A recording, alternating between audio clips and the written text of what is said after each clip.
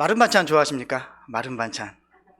제가 어렸을 때 도시락 반찬으로 저희 어머니가 마른 반찬을 많이 해주셨는데, 그 마른 반찬 중에서 제일 기억에 남는 반찬이 있는데 한 가지가 무엇이냐면 바로 멸치볶음입니다. 멸치볶음. 저희 어머니 발음으로는 멸치볶음.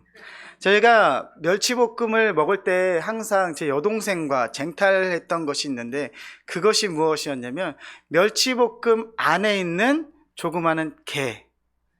요즘 같은 경우는 마트에서 파는 그런 멸치들은 다 그것이 선별이 되었기 때문에 그런 찾는 재미가 이제는 사라졌습니다. 그래서 저희 어렸을 때는 그 안에 새우도 있었고 게도 있었고 멸치 중에서 큰 멸치도 있었고 작은 멸치도 있었고, 그 안에 게가 들어있다고 해서 이 멸치볶음이 안 되는 건 또 아니었죠. 그래서 멸치볶음이 나오는 그날은 제일 먼저 젓가락을 들고 파헤치면서 그 조그마한 꽃게를 찾아서 누가 먼저 먹느냐, 그것으로 동생하고 싸웠던 기억이 납니다. 제가 이 말씀을 드리는 이유는 오늘 이 빌레몬서가 성경에 숨겨진 그런 마치 멸치볶음에 숨겨진 꽃게처럼 이 빌레몬서가 그런 미묘한 맛이 있기 때문입니다. 건빵이 있다면 그 안에 별사탕이 있듯이 이 빌레몬서, 우리가 지금 찾기도 어렵고 가끔 이것을 찾으면서 도대체 어디 있는 거야 라고 하는 이 서신서는 우리가 하나님 주신 그런 미묘한 맛이 있기 때문에 오늘 이 빌레몬서를 가지고 여러분들과 함께 그 비밀을 함께 알아보려고 합니다. 그렇다면 빌레몬서가 무엇일까요?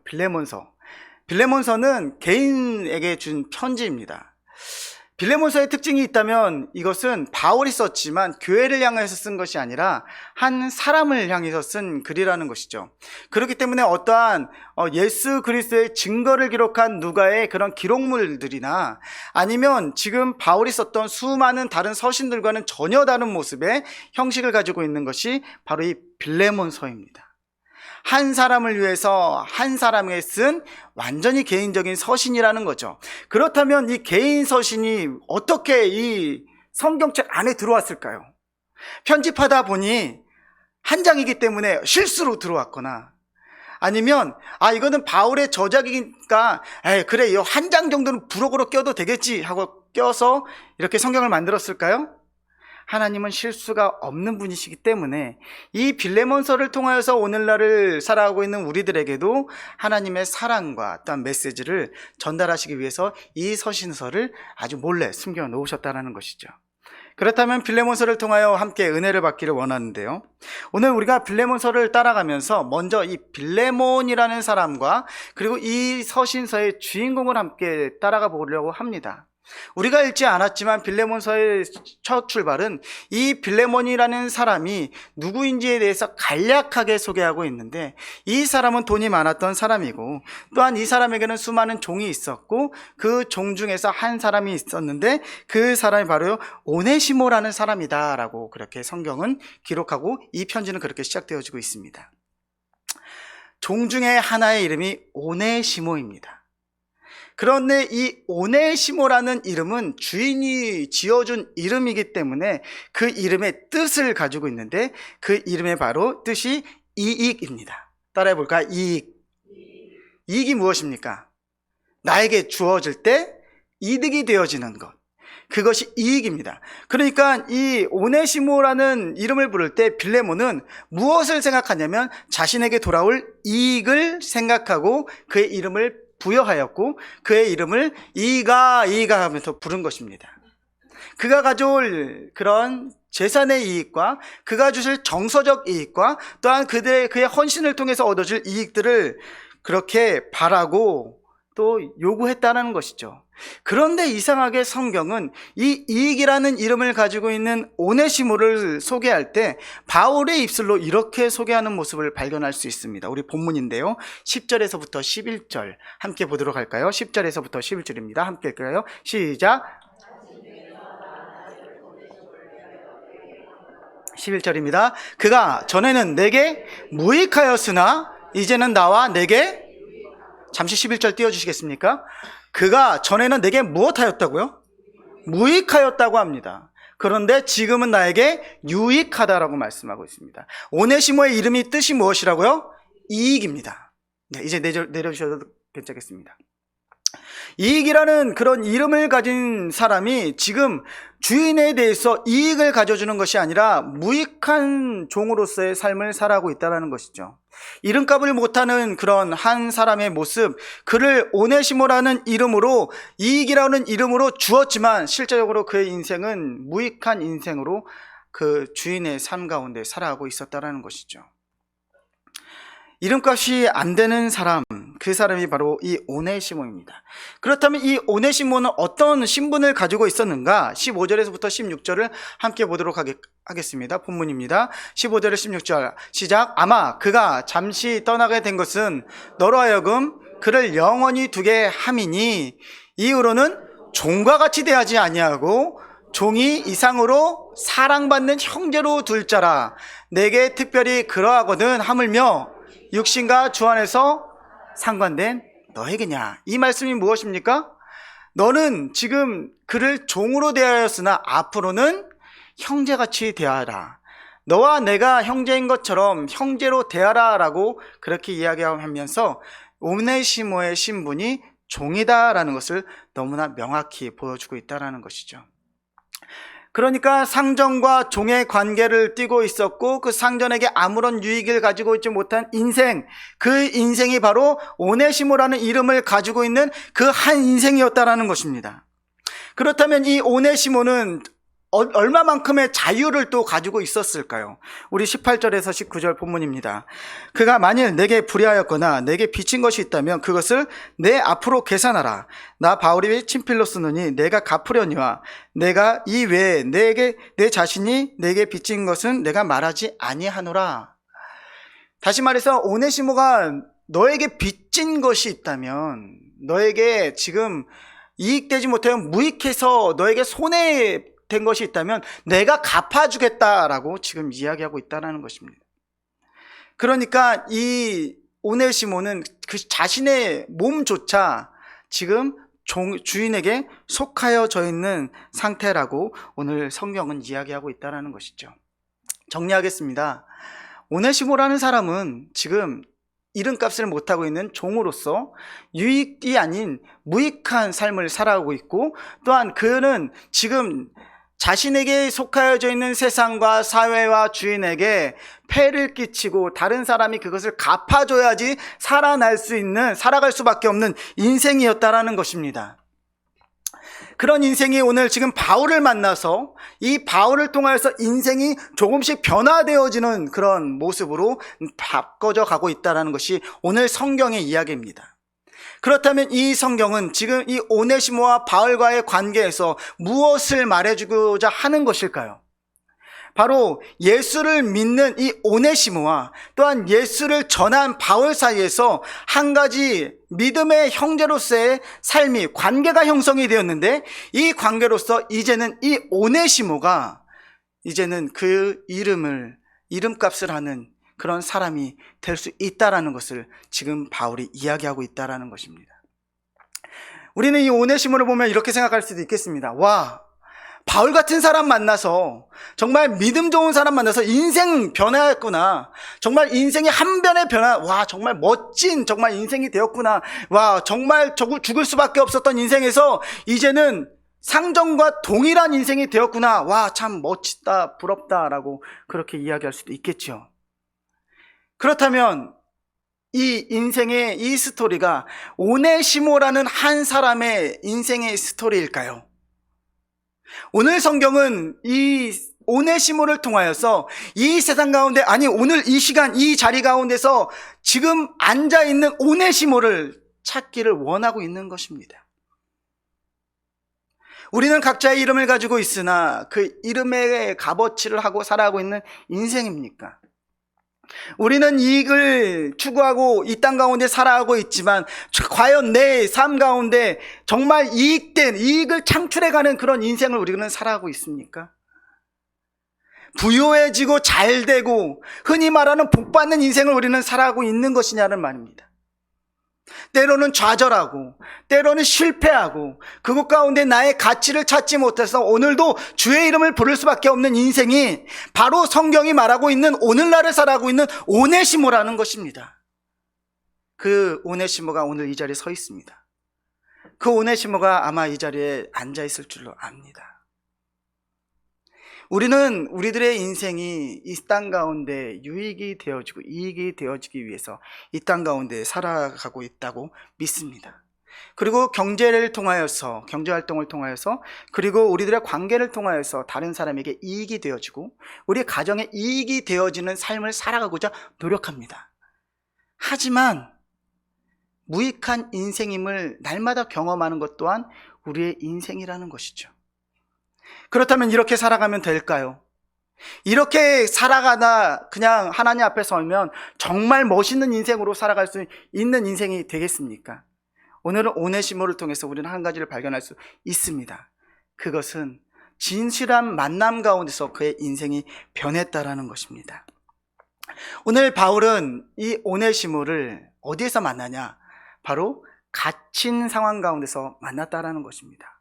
참 아이러니한 것이 무엇이냐면 오네시모도 지금 갇혀있는 상태에서 이 바울을 만났고 그의 인생이 변화되었다라는 것입니다.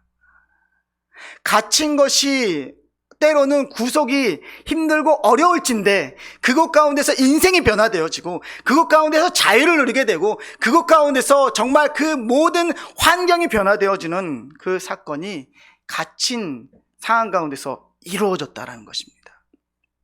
사랑하는 예배자 여러분, 성도 여러분, 우리는 갇힌 것에 대해서 감사하고 그것에 대해서 우리는 깊게 하나님 앞에 감사함으로 나아갈 수 있어야 합니다.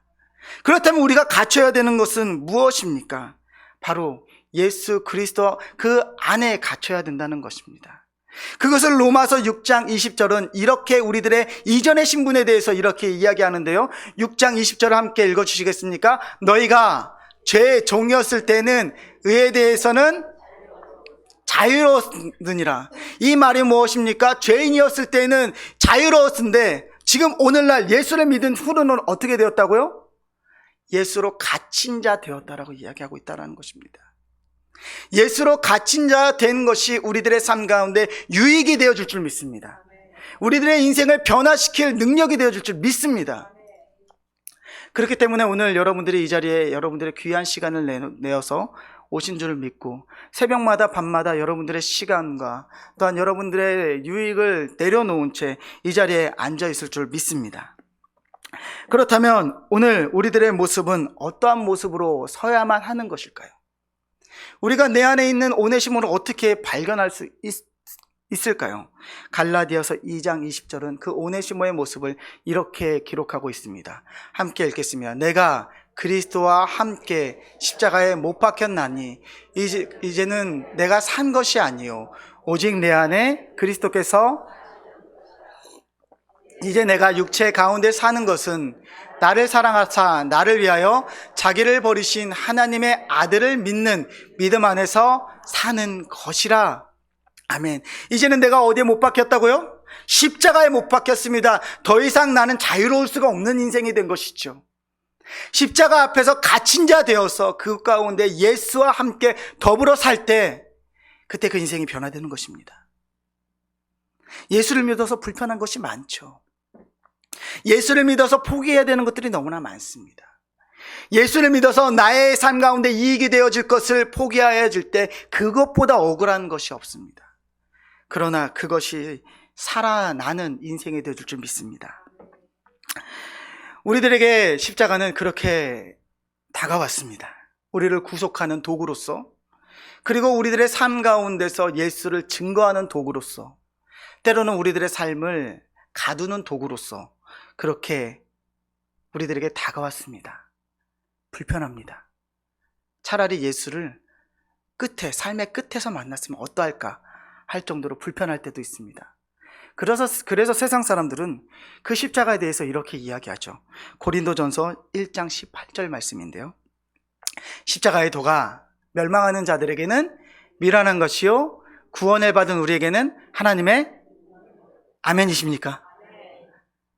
십자가가 우리를 자유케 하는 하나님의 능력으로 다가왔습니다. 그러나 세상 사람들은 그 십자가에 대해서 무엇이라고 말을 하고 있습니까? 너를 힘들게 하는 것이다. 너의 유익을 포기하게 하는 것이다. 너희들의 삶을 이 즐거운 이 세상 가운데 모든 것을 포기하게 하는 것이다. 그러니 그거 잠시 내려놓고 우리 함께 놀자, 즐기자. 그러나 그것은 우리들의 삶을 무익하게 만들 뿐이라는 것이죠. 그래서 우리들의 모습이 갇힌 오네시모, 종의 모습의 오네시모에서 이제는 바울을 통하여서 십자가를 만난 오네시모의 모습으로 돌아서야 할 때가 된 것입니다. 그래서 데살로니가전서 5장 5절은 이 아들됨을 이렇게 이야기합니다. 자, 함께 읽어보겠습니다. 이것은 우리들에 대한 선언입니다. 너희는 다 빛의 아들이요 낮의 아들이라. 우리가 밤이나 어둠에 속하지. 더 이상 우리는 그 어둠에 속할 필요가 없다라는 것입니다. 왜냐하면 예수 그리스도로 말미암아 이제는 더 이상 종의 모습이 되어지지 않았기 때문입니다. 그러나 사랑하는 예배자 여러분, 한 가지를 질문하겠습니다. 오네시모가 이 바울과의 삶을 통하여서 이제 그 예수를 영접하고 형제로서 인정받았다고 했다고 해서 그가 더 이상 종의 모습이 아니라는 것입니까? 아닌 게 되는 것입니까? 사이로 돌아가면 그를 모든 사람들이 이제는 종이 아니다 라고 말을 해주는 그런 사이로 돌아가는 것입니까?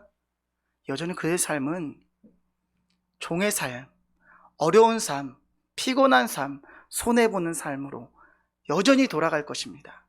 그러나 성경은 그의 정체성에 대해서는 무엇이라고 말씀하시냐면 더 이상 종의 자녀가 아니다. 하나님의 자녀, 빛의 자녀, 거룩한 성도, 그런 자녀다라고 말씀하고 있다라는 것이죠.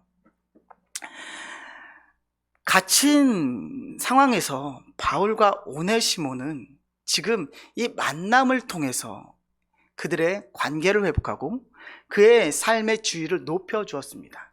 만약에 여러분들이 그 오네시모라면 집으로 돌아가고 싶으십니까? 아니면 바울과 함께 남아서 그 형제를 더욱더 누리기를 원하십니까? 저라면 저는 그냥 바울을 따라가서 남는 삶을 살아가게 될 그것을 선택하게 될 것입니다. 그러나 성경은 이가 돌아가야 될 곳이 있다라고 12절에 이렇게 이야기합니다. 12절입니다. 내가 그를 돌려보내려 하노니 그는 너의 왜 돌려보내야 하는 것일까요? 오네시모가 돌아간다고 해서 그가 자유인이 되는 것도 아닌 여전히 신복으로서 종으로서의 삶을 살아가야 하는데 왜 그를 다시 돌려보내는 것일까요? 그것은 우리들의 삶의 근본이 이 땅 가운데 있다라는 것입니다. 여러분들은 이곳 가운데서 하나님을 만나고 하나님의 은혜를 누리고 회복이 되어지고 여러분들의 정체성을 다시 회복한 후에 이 자리에 남아있지 않게 될 것입니다. 다시 삶의 초소로 돌아갈 것이고 어머니로서의 역할, 그리고 가장으로서의 역할, 한 사회 구성원으로서의 역할을 감당하게 될 것입니다. 그곳에서의 여러분들의 모습은 여전히 엄마의 모습, 고용인의 모습, 고용자의 모습, 때로는 정말 을의 모습으로 다시 삶을 살아낼 것이지만 성경은 여러분들에게 말합니다. 그럼에도 불구하고 여러분들은 예수 그리스도의 십자가로 낳은 하나님의 자녀다. 우리들의 삶의 모습이 어떠하든지 그것이 상관하지 아니하고 그것과는 상관없이 여러분들은 귀한 존재이고 예수 그리스도께서 핏값으로 사신 그런 사람들이라는 것입니다. 그것을 잊지 않기를 소망합니다. 우리 옆에 있는 분을 축복합니다. 당신은 그 무엇보다도 귀한 존재입니다. 귀한 존재입니다. 여러분들의 경제의 그 자리에 돌아가셔서 을의 모습으로 갑질을 당할지라도 여러분들의 존재는 상흔받지 않습니다. 왜 그런지 아십니까? 예수님이 약속하셨기 때문입니다. 어떤 약속인지 그 약속을 우리 두 눈으로 보고 우리들의 입술로 고백합니다. 마태복음 28장 18절에서부터 20절까지 말씀입니다. 예수께서 나와 함께 읽겠습니다. 시작. 예수께서 나와 말씀하여 이르시되 하늘과 땅의 모든 권세를 내게 주셨으니 그러므로 너희는 가서 모든 민족으로 제자를 삼아 아버지와 아들과 성령의 이름으로 세례를 베풀고 내가 너희에게 분부한 모든 것을 가르쳐 지키게 하라. 볼지어다 세상 끝날까지 너희와 항상. 아멘이십니까? 항상 함께 하신다 말씀하셨고, 세상에 있는 모든 권세 주신다고 하셨습니다. 우리들의 모습이 종의 모습일지라도 하나님 그거 주신다고 약속하셨고, 우리들의 모습이 오늘 의의 모습을 살아갈지라도 하나님은 그것을 우리들에게 주시겠다고 말씀하셨습니다. 아멘입니다. 우리는 그렇게 이 세상을 살아갈 수 있는 능력의 주의 자녀가 된 것입니다. 사랑하는 예배자 여러분, 오네시모는 그러한 존재였습니다. 그 이름을 따라서 자신의 유익을 따라서 살아갔을 것이고, 때로는 자신이 속해 있는 그 주인의 유익을 위해서, 이익을 위해서 살아갔던 인생이었습니다. 그러나 그를 바라보는 모든 사람은 무익하다라고 그 사람을 평가하였습니다. 심지어 복음의 사도였던 바울조차도 너는 무익한 사람이야 라고 말할 정도였습니다. 그러나 갇힌 바 된 그 순간 예수 그리스도를 만나고 그의 삶이 예수 그리스도에 속해지고 예수 그리스도의 십자가에 못 박히고 그리고 예수 그리스도로 다시 살아난 그 순간부터 이 사람은 자신의 이익을 위해서 살아가는 것이 아니라 공동체의 유익을 위해서 살아가는 인생이 되었고, 그 인생의 삶은 그의 삶의 현장으로 돌아가서 그의 삶을 살아냈다라는 것입니다. 그 한 사람이 저와 여러분들 되었으면 좋겠습니다. 그 오네시모가 오늘날을 살아가고 있는 저와 여러분들이 되었으면 좋겠습니다. 그래서 주께서 우리들을 말씀하실 때 착하고 충성된 종아 수고하였다 라고 칭찬받는 인생 되었으면 좋겠습니다. 하나님은 우리를 향하여 오늘날 우리들의 삶의 현장에서 해야 할 것이 있다라고 분명히 말씀하셨습니다. 그것이 무엇이니 다시 한번 되새기길 원하는데요, 누가복음 10장 2절에서부터 3절까지 말씀입니다. 함께 읽겠습니다. 이르시되 추수할 것은 많되 일꾼이 적으니